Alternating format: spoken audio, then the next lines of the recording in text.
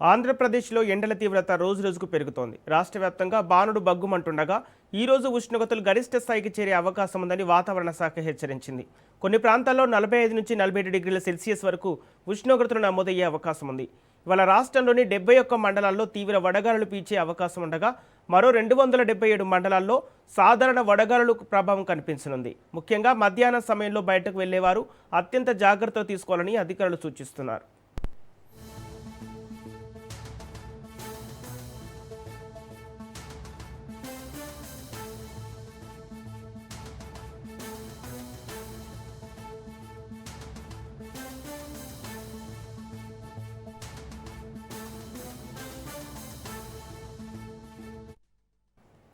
ఈ నెల 25వ తేదీ వరకు రాష్ట్రంలో హీట్ వేవ్ పరిస్థితులు కొనసాగనున్న నేపథ్యంలో చిన్నపిల్లలు, వృద్ధులు, గర్భిణీలు అవసరం లేకపోతే బయటకు రావద్దని సూచించారు.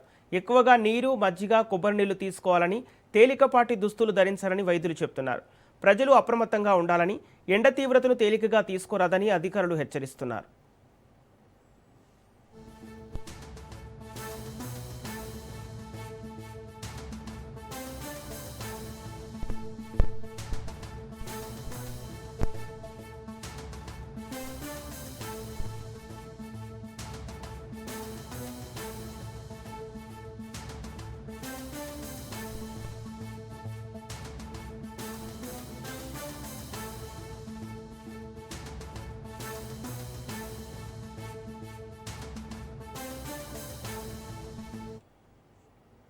ఇదే అంశానికి సంబంధించి పూర్తి డీటెయిల్స్ మా ప్రతినిధి కిరణ్ అందిస్తారు. కిరణ్, తెలుగు రాష్ట్రాల్లో ఎండల తీవ్రతకు సంబంధించిన అప్డేట్స్ ఏంటి?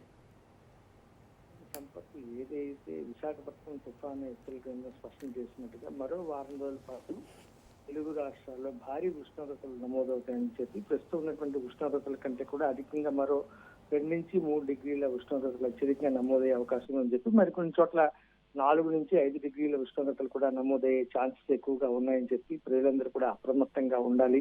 ముఖ్యంగా చిన్నారులు, వృద్ధులు కూడా చాలా జాగ్రత్తగా ఉండాలి. మధ్యాహ్నం సమయంలో మాత్రం ఎట్టి పరిస్థితుల్లో కూడా పని తప్పనిసరి అయితే బయటకు వెళ్ళండి, లేకపోతే ఇంట్లోనే చేస్తారని అని చెప్పి వాతావరణ శాఖ స్పష్టం చేస్తుంది. దీనికి ప్రధాన కారణం ఏంటంటే దక్షిణ కోస్తాలో 3.1 నుంచి 5.8 అడుగుల ఎత్తు వరకు కూడా ఉపరితల ద్రోణి ఒకటి వ్యాపించి ఉండడం, మరోవైపు ఆగ్నేయ అరేబియా సముద్రం నుంచి దక్షిణ కోస్తా వరకు ఉపరితల ఆవర్తనం ఒకటి కొనసాగుతుంది. ఇంకో పక్క కేరళ, అంతర్గత కర్ణాటక, రాయలసీమ, దక్షిణ కోస్తాలో ఉపరితల ఆవర్తనం కూడా కొనసాగుతున్న పరిస్థితి. ఇంకో పక్క మనం చూసినట్లయితే ఉత్తరప్రదేశ్ నుంచి లక్షద్వీప్ వరకు కూడాను ఒక ద్రోణి అయితే కొనసాగుతుందని చెప్పి వీటన్నిటి ప్రభావం వల్ల కూడాను ఈ రోజు వాతావరణంలో సమూల మార్పులు చోటు చేసుకున్నాయని చెప్పి ఈ నేపథ్యంలోనే ప్రకాశంతో పాటు అటు పల్నాడు, అదేవిధంగా బాపట్లలో ఆరెంజ్ అలర్ట్ ని జారీ చేశామని చెప్పి నెల్లూరు, గుంటూరు ప్రాంతాల్లో ఎల్లో అలర్ట్ ని జారీ చేశామని చెప్పి విశాఖపట్నం తుఫాను హెచ్చరికలను స్పష్టం చేస్తుంది. ముఖ్యంగా మాన్సూన్ ఆన్సెట్ ఏదైతే నైరుతి ఋతుపవనాలు వస్తున్న నేపథ్యంలో అవి పూర్తి స్థాయిలో యాక్టివ్ అవుతున్న నేపథ్యంలోనే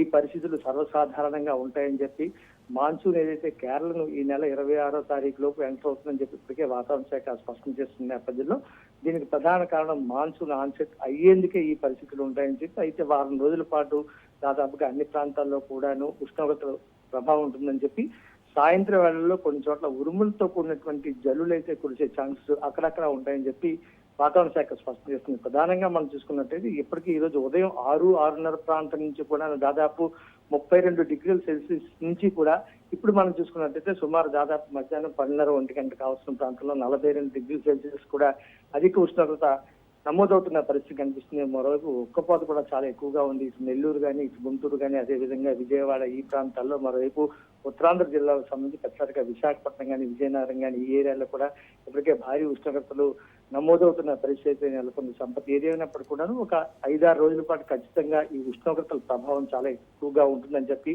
రాగల 24 గంటలు దీని ప్రభావం మరింత ఎక్కువగా ఉంటుందని చెప్పి ఇటు తెలంగాణతో పాటు ఇటు ఆంధ్రప్రదేశ్ లో కూడా భారీ ఉష్ణోగ్రతలు నమోదవుతాయి. కాబట్టి ప్రజలందరూ కూడా చాలా అలర్ట్ గా ఉండాలి. ప్రత్యామ్నాయ మార్గాలను అన్వేషిస్తూ అవసరమైన చల్లని పానీయాలు తీసుకోవడం కానీ, ఎండల సమయంలో వీలైనంత వరకు తప్పనిసరి అయితే బయటికి వెళ్ళండి అని చెప్పి వాతావరణ శాస్త్రవేత్తలు అయితే స్పష్టం చేస్తున్న పరిస్థితి కనిపిస్తుంది. Sampath. Okay, thank you Kiran.